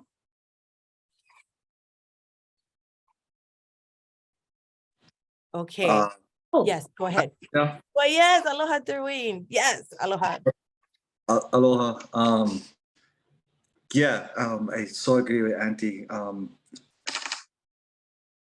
Like I so totally support the fact that, you know, we can try and come together and try to help our ohana and the people. Yeah. I had the privilege of actually running the lead project here in Kona, and one of the things that I noticed, you know, overseeing that was we didn't really have a relationship with each other. Actually, you know, everybody wanted to do them in a way, but yet, like, everybody was doing their own thing, so to speak, you know. And I felt kind of like sort of alone in that. So when I went to go out and do outreach, you know, following the process of the lead project, you know, one of the things that was struggled with was like the housing component, you know. So in reality, we only had 2 beds. That's the truth. And there was no other way of us getting any other type of housing because all the monies would have to have been used on county property. And, you know, I even thought, like, because, you know, I was homeless before, yeah. You know, I used to live down Kings Landing, Onikaka Beach Park in Kyokaha. And, you know, I remember those days when law enforcement would come and basically kick us out. And I remember the last time was when Mayor, what's his name? Good Lord. Don passed away. Anyway, he came down, and I thought that was pretty cool because he came down in front of the law enforcement to at least connect with us. And, you know, at the end of the day, we had no place to go. And so when I would go out here, and, you know, one of the like I said, the barrier was housing. And so, you know, like, unfortunately, a lot of times there's like people do have to commit crimes just to get help. You know, if we talk about the prison system, yeah, it was Kinoe, mahalo Debbie. Yeah, it was Mayor Billy Kinoe. And yeah, I remember, you know, with a lot of people coming out of the prison system, you know, I'm so happy that they get opportunities, but for the people that struggling out on the streets, like our family and stuff like that, they know more the support actually when it comes to housing. You know, you can come right out of prison and go straight into a transitional sober living, or what they call today is, I guess they call them going home now today. I forget what the Western term is, you know. So, and, you know, law enforcement, they get their own idea too, you know. One of the challenges was like, hey, brother, you know, if they could give us the money, like, we would just open up 200 beds to help these people. And I was like, you know, you're so right. Like, I so agree with that. But this is all we get right now. And unfortunately, we only get 2 beds. And I don't know how we're supposed to help 2 people at a time like that. But if we can do it, what we have with this, then what can we do if they do give us more money? That was the thing that I talked to them about. Because that was on struggle. Law enforcement never liked doing. They never liked doing. They had their own idea. And I totally respected that. So when we talk about Pilina, like, you know, and that's the thing too, is we don't like start something and then no finish or no more follow through. Because what I saw was that when COVID would hit, they would push all the money to something else. And all of the clients that I was working with, They pretty much just, was like, I'm gonna be honest, I was the only one working with them because everybody would shut their doors down. And that, like, I sat here just feeling so emotional about the whole situation, because I thought it was a good idea. I know the LEAD project it's been very beneficial. I know it started from Seattle. I know that it started in Honolulu in Chinatown, but everybody got to be on the same page and they got to build a relationship with each other. Because if not, we're only causing more trauma to these people. To start something and not finish them. My idea was go rent houses all over and house the people, because we was paying like X amount of money a day for one bed space that we only had 2 beds. All the rest of the money was sitting just because of that. And I was thinking like, bro, we can go rent one house for like 1,000, 1,500, $2,000, whatever, and we can house more people to give them a better chance. But we couldn't do them that way. We had to do them, red tape, yeah. And I know I'm just sharing this, but like, I gotta say this because I've seen stuff happen like this. I was a part of the old days thing where we can go out there and do outreach, and then we move everybody from there. And then, and now they're back there, it's just, yeah, it's some freaking circus sometimes, I feel like, and I feel bad for the people because you know what, I was those people too. So, I just wanted to share that one out because I so agree with Auntie about we gotta have Pilina in this. Everybody gotta get buy-in. We cannot just do something and then expect that everybody was going to kind of like, because everybody gonna get their own ideas, So I just wanted to put that out because we are talking about, this framework, right? Kanilehua. So even from a cultural lens, I mean, right now I'm dealing with stuff with Hawaiian homes from my dad, and over here it's like walking on broken glass because if you pull a thumbtack in the wall, you feel like you can get evicted. And the goal in this project is that you got to rent a house for 15 years. And if the beneficiary dies, you guys got to go. And in today's situation, where are we going to go? There's no place to go, actually. We can go live in the bushes like how everybody doing, but eventually they're gonna put signs over there. They're gonna kick everybody out over there. They just, because for me, it's like this, out of sight, out of mind. That's the way the state works. But are we truly, truly working with these individuals deep down instead of just keep sending them to this revolving door, right? Send them to prison, let them go back out. Send them to prison, let them go back out. When they started sending people out of the prison system, we know not only substance use disorder, these guys need healing. They need healing within the family, not just, they're staying clean and sober, everything is good. These guys need healing. This should be happening within the criminal justice, within the prison system, to prepare them for coming home to their ohana. That's the cultural lens, because it's about the family. But what we're doing, we're sending them off to the mainland just to save the state money. We get more land over here for build, resorts, vacation rentals, all that other stuff, right? But yet we cannot build something to help our people to heal, whether it's that Pi'ihonua system or, because our people get so much ideas but get the red tape, and that's the challenge for me, is that red tape. If we're going to look at this from a cultural lens, we got to take the red tape down. Just because we know more data, that doesn't mean it doesn't work. Exactly. Speaking to data, systems of research. Who does the research? Oh no, I don't want to go off on a tangent, but I really want to mahalo Derwin so much for sharing your not just your viewpoint, but your own history and I have a lot of aloha for Anakala Billy. He's ohana to me, but yeah, and just how he would go down to real person, but just sharing also that the red tape. It is really like working within the institution of government as that broken system, because it is a broken system. It's broken. That's why it keeps going over and over and over. Money, the attainment of funds for our really good ideas. It's like so hard with this red tape all the time, you know, and I really mahalo you so much. And I just want to honor our time. I know we got 3 more minutes, so we're just gonna go through the closing, but I really, if we can stay on after, if anyone wants to continue to kuka, I just want to mahalo you also, David, for offering to share more about the LEAP program. And I feel like we have so much, the vai is, I'm feeling the mana right now, and then really mahalo all of you for sharing. Thank you.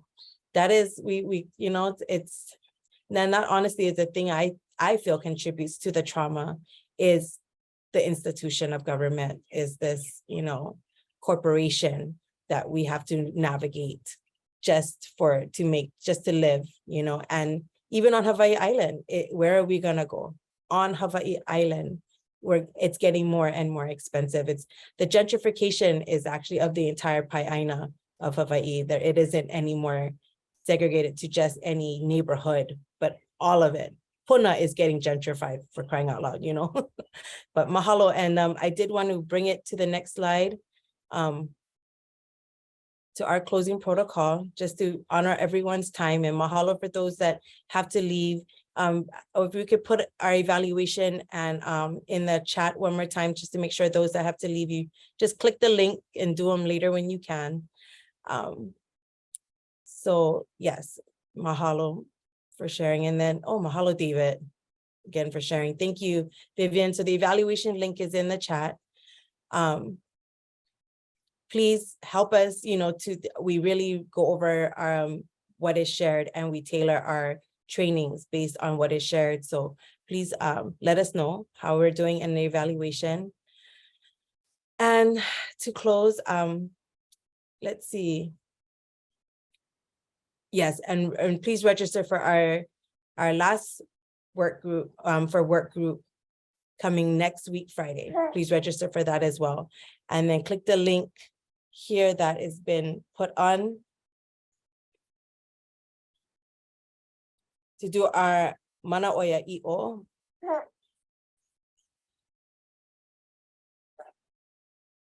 Did you want to speak to this, Sami, a little bit? Yes, so the link is in the chat if you want to use the poll everywhere. Again, we really do think that word cloud at the end is very beautiful, and we include that in the PDF version of the slides that we send out in the toolkit. So if you can and would like to put that in there in the poll everywhere, we are grateful for that. If not, you can put it in the chat.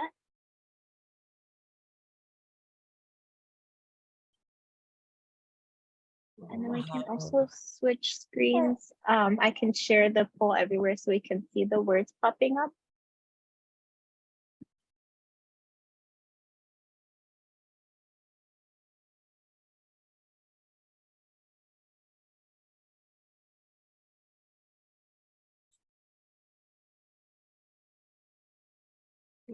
Connection. Mahalo. So if we were in person, which I wish one day we can be, it would be about now. I would love for us all to just be in a circle, a continuous circle of vulnerability, connectivity, and equality. And we would be offering these words as like our carry away, what we're going to carry with us from this time that we've spent. So this beautiful poll that Sami has done, I love it, and it just brings a little bit of that mahalo circle that I would love to be holding with all of you right now. This kind of the end of that, like just our carry away, what we're gonna carry. Pilina. If you ever built a hale, and so to talk about housing, we did, if you wanna go on Hawaii Train on our DRS series for, we did do one on housing security for our disaster preparedness. It's our webinar 3. We talked about housing and also traditional hale building. And so pili makes me think of traditional hale, because that's what we would put to thatch the roof. And so that's where the word pilina comes from. Na pili, so many pili, because one pili alone is very, you know, if you ever looked at a pili grass, just a blade of pili grass, it's lonely, thin, not much, but together it can hold a roof, it can create structure, and it can provide safety and shelter. So pilina, the coming together, is we are stronger together than we are alone. So let's share a little bit of that. Okay, mahalo for this. So this will be in our toolkit and in the slide deck that we'll share. We'll be sending that out. Oh, mahalo Kat for putting the link for our webinar 3, and also for our CEUs on Hawaii Train and our upcoming webinar dates. So I mentioned next week, Friday, we have one, and December 9th, and then we'll break for Christmas holiday, for just the holidays, whether you celebrate Christmas or not. And then we'll reconvene in year 2023. We'll see you then for work group 8 in January. And we'll be letting you know what the dates are. Here's our flyer for next week. This intervention training will be on screening, brief intervention, and referral for treatment. So we look forward to seeing all of you there. Don't forget to register. And then our beautiful website that we have here, so you can click on our DRS website and also on our trainings that have been uploaded to Hawaii Train for those that need to continue for your CEU, to get your CEU. And yeah. And this evaluation is required. So please also do the evaluation if you are attending our trainings to receive your continuing education units. Mahalo nui. Okay, and so what are we at? Oh, 12:04, not bad, not bad. So we want to just close with this oli pule ola lo'ihi. So for all people, all of humanity, all Kanaka, whether OEV, Aboriginal or not, we're all Aboriginal, by the way. I believe we all come from ancestors that held knowledge and that is attainable and useful for you. So, but this oli speaks to long life. You're gonna live till your eyes are as bleary as the rat, and until you are walking, until you are like kind of withered, like the pala lauhala, like that withered skin of it, until you are walking with a cane. And until then, we will welcome into the realm of Wakea. Yeah. Okay.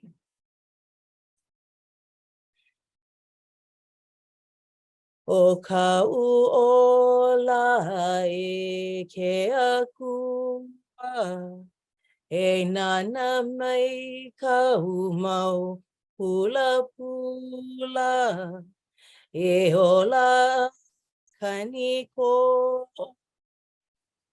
aha umaka iole, a palalau ala, a kau I ka pua ane e, a laila lave haku oia u I ke alo wa kea e.